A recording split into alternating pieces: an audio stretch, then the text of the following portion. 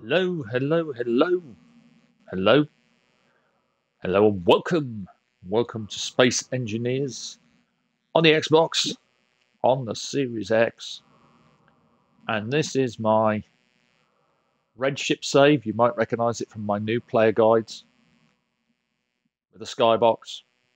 I'll leave the link to the skybox in the description of the video.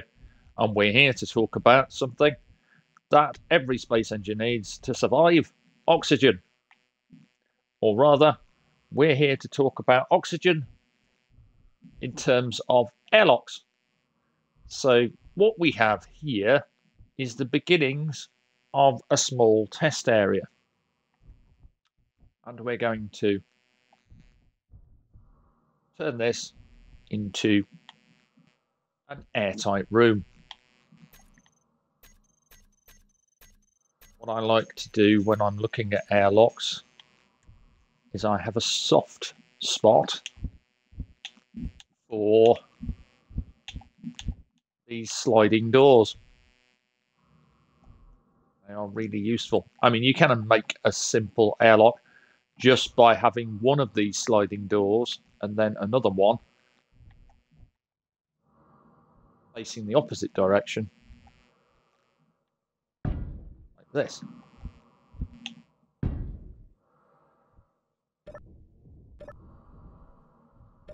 Then that will create a sealed space in between here, so you can leave. It's simple.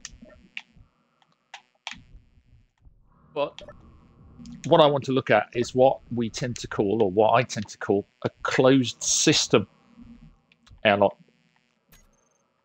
So first, what I want is I want to look at some walls. I'm going to use my favorite windows just to seal this off, and just use blocks if you want, but I did want a bit of detail.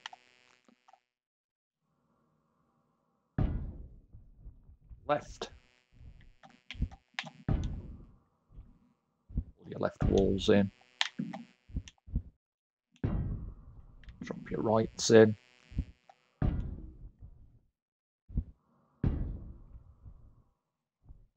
Nice windows.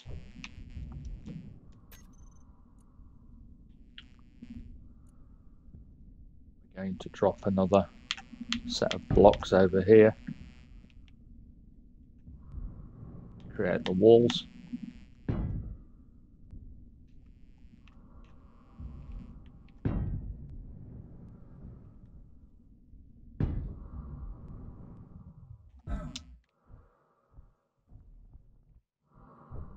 And then, because I like to have a bit more of a ceiling than anything, I'm going to throw some blocks here.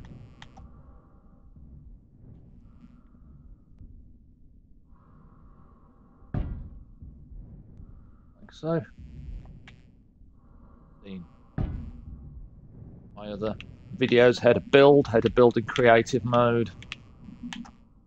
If you wanted to, you could make this a little more like this. In fact, we could do this instead.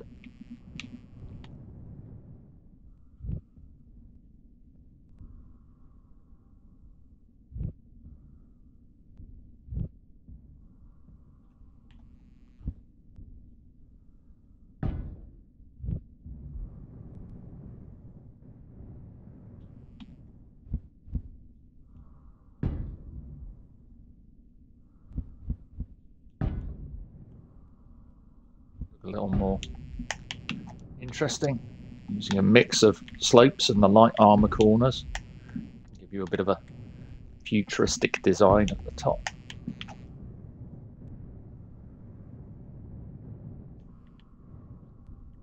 a little habitat.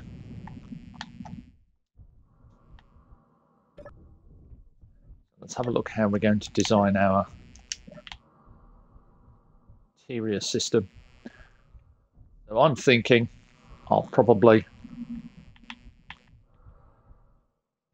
just for this demonstration, punch a hole in the ceiling for the venting. And it's a closed system, so what we want here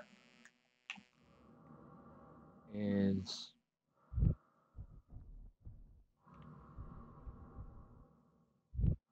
due to the size of the room, I'm going to pick 2 air vents.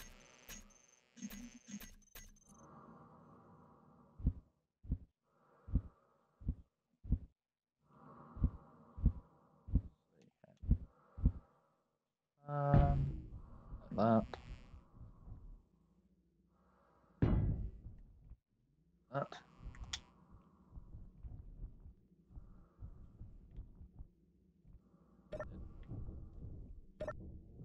Going.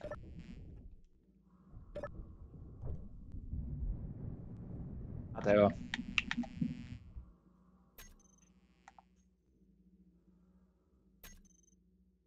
Connection to our oxygen jenny.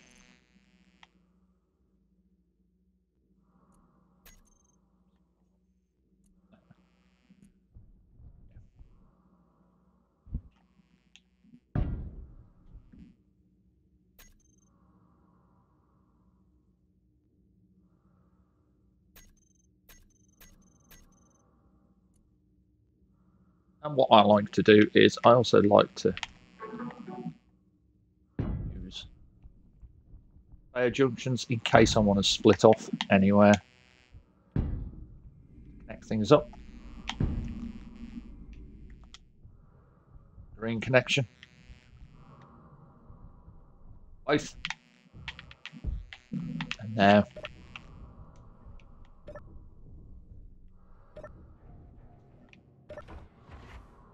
you'll see that our room is nice and warm and we have oxygen. Can also, if I remember, there's a thing here, integrated catwalks. The one on its own.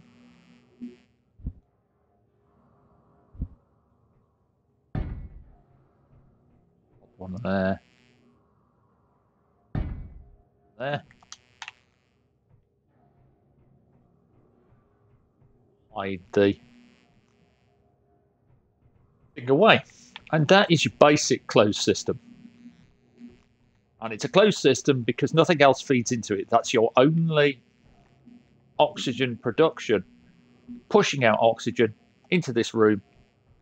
So when you lose oxygen, you lose it from that production. You can, if you want, refine it. The best way to do it?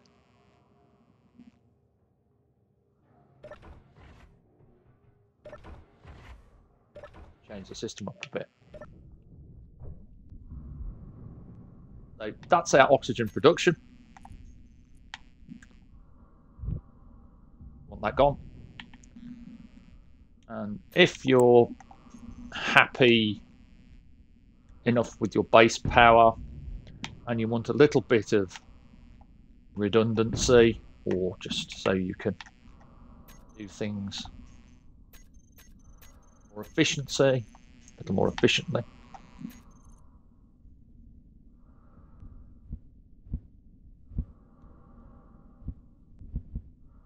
you want an oxygen tank. Oxygen tank is another important part of a closed system. So,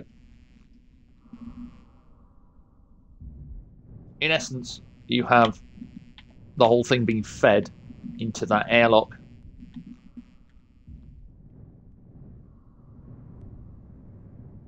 By its own oxygen generation.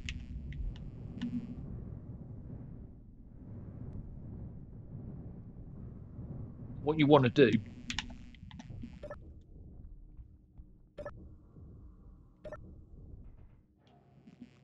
is you want these to pull the air out of this room before you leave. So when you open these doors normally, eventually you'll breach this room and all the air will go from this room out into space. So what you can do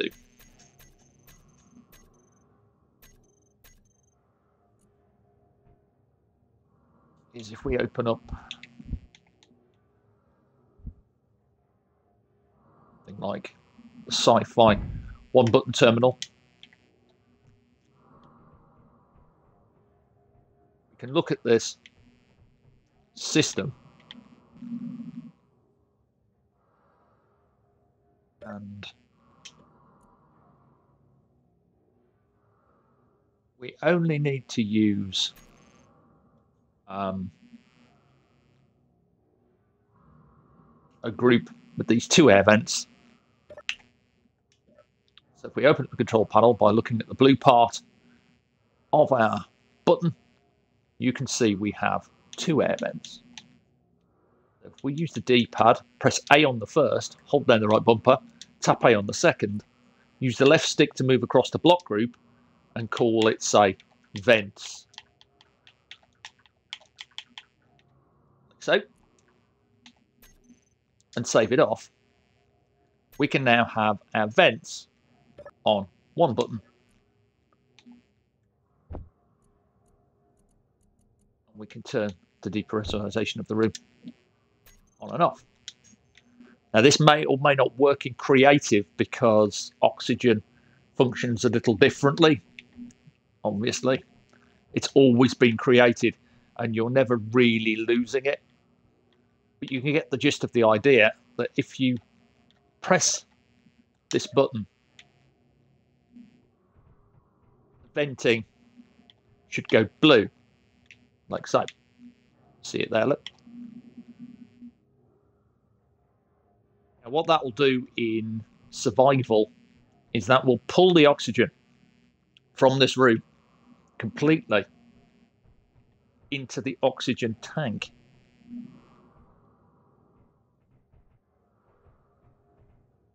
If you're satisfied by filling a room like this on a ship or a station with the air that's actually on board the ship, you can get rid of the oxygen generators. In which case, only the ship's air will fill this room, and then when you vent it, that air will go off into your storage tank on the roof. So you don't have the two oxygen generators. You only have the storage tank on the roof, and the storage tank is what pulls oxygen into this system and out of it. You can see they're on depressurization because they go blue. Because we've got oxygen feeding in off those generators. Won't see much. If I open these doors like this, we'll vent the oxygen.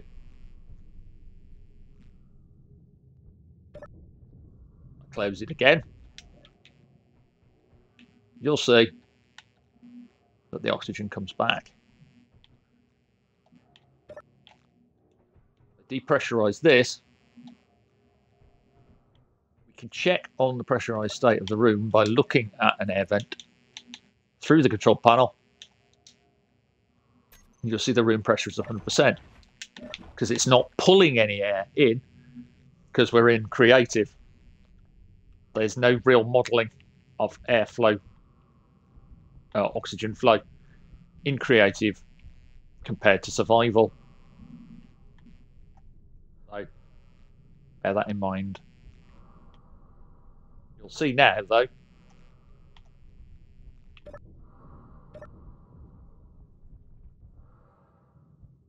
These are on depressurize.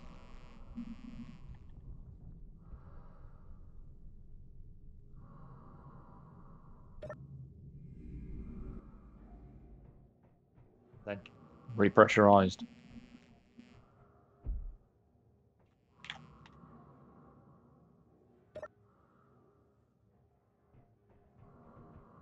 What we can do is, while we're on depressurize,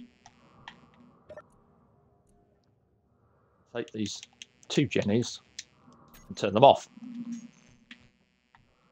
So now, in theory, the only oxygen in this system is going to be captured by the tank. So let's have a look to see if the tank... Oh, supposedly it is, so we'll vent this room again. We'll shut this room down. Again, blue lights.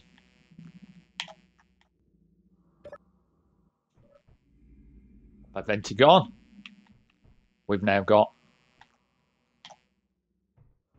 oxygen in the room.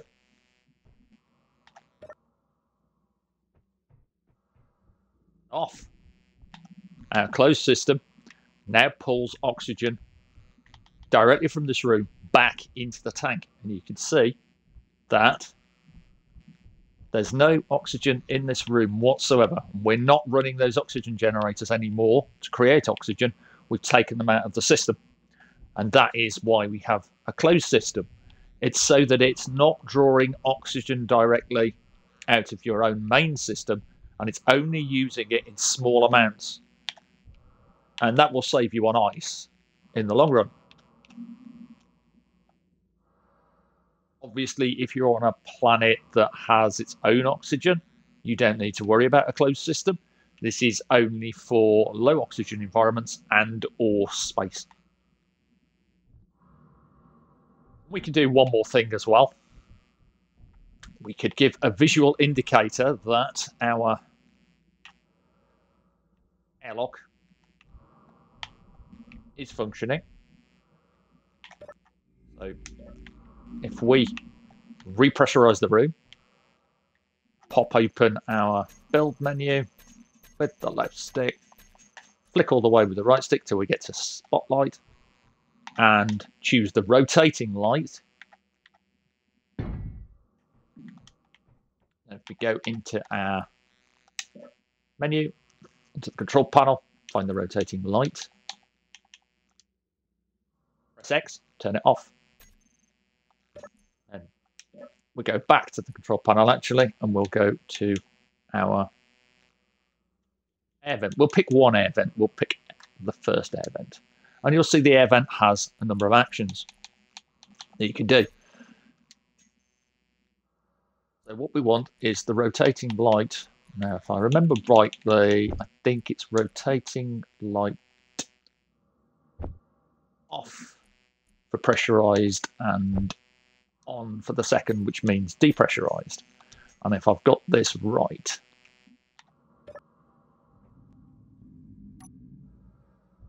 there we go. So now we know that without looking at the interior of the room, in other words, looking at our HUD, if we've got the HUD off, we can see that our airlock is depressurized.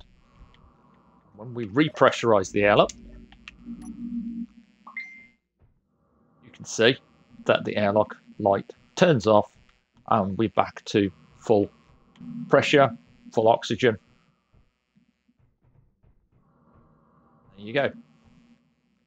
And just to prove that this is actually functioning like an airlock,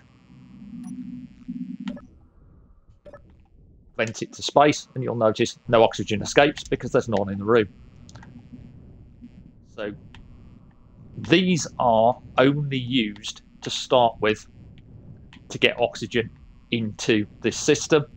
If you're happy with an airlock that's connected to a base or a ship, so for instance, if this carried on through another door and there was a whole base behind it with its own oxygen system, you could refill your main airlock's oxygen system from your base and just have this as is, so you can delete these two generators. I only use them specifically for this to get oxygen into the system. That is now completely closed, and it will take oxygen from that tank into the room and back at the press of a button. But I've left the doors open. How do we deal with that one? Well, there's an easy way. We're just going to slap this particular block underneath here. You can build it into your headquarters somewhere. Pop it safely out of sight, out of mind. And we're going to go up here into advanced systems and play around with one of my favorite things, the timer block.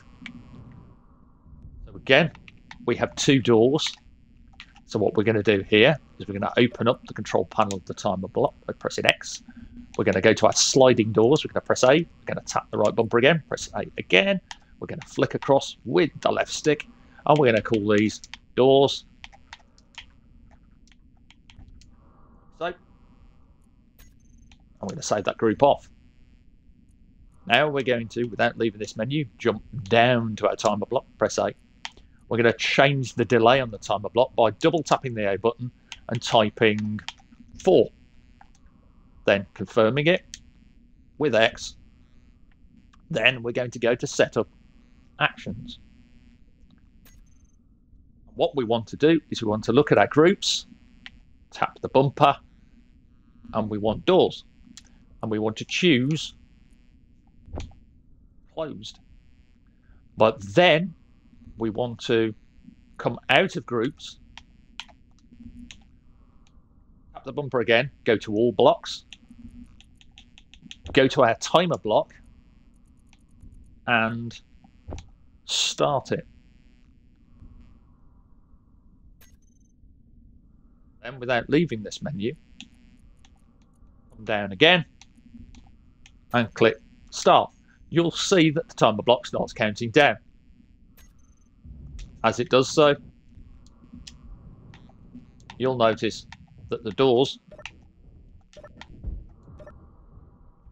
they will close sometimes as well. You might want to change the delay to 5-10 seconds. It's up to you, but you will catch a point where you accidentally press the button and so on.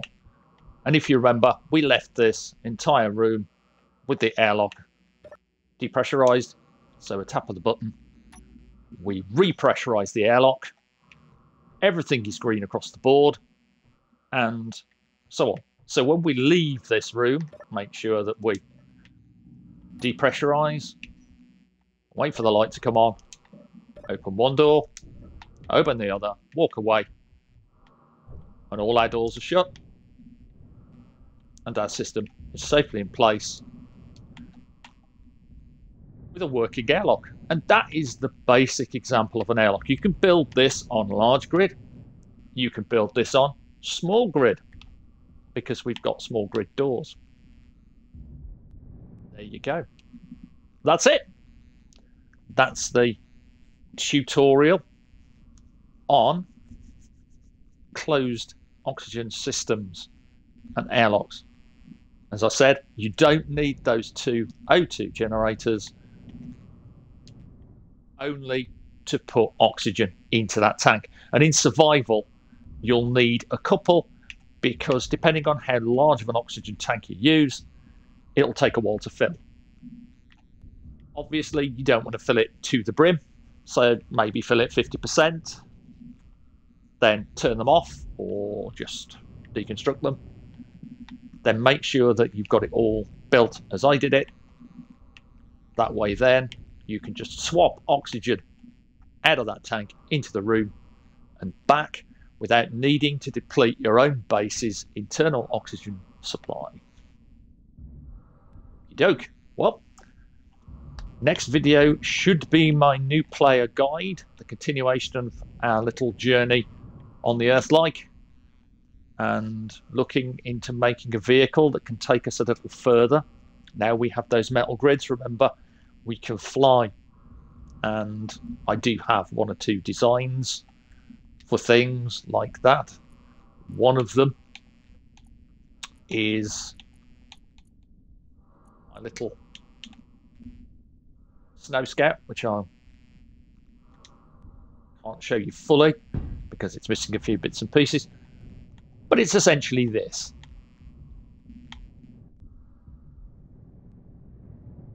Fairly simple build, fairly straightforward. The time of locks there are for use with my Triton game, where I actually have somewhat of an automated landing and takeoff procedure built into the ship, like I have on the Callisto 71. You tap a button, it turns all the connectors, locks them, and does a bunch of other things. But that's for next time. As I always say, until then, thanks for watching, thanks for subscribing, thanks for the support. Stay safe, take care, have fun, enjoy the game. Keep your eye on the next bit of news from Keen. We're getting closer and closer, I reckon, to some more news on maybe Warfare 2. Bye for now.